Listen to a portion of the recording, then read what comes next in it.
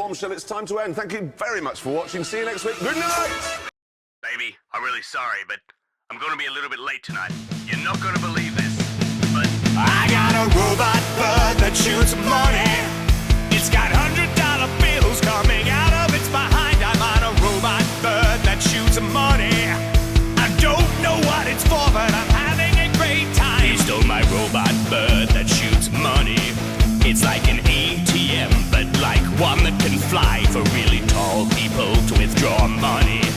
I admit that it's not the most practical design.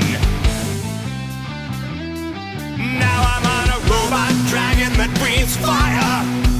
I'm writing my name in the sky. It's designed for high altitude welding.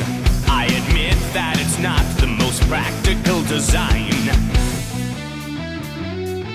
And I found this robot dog that is awesome.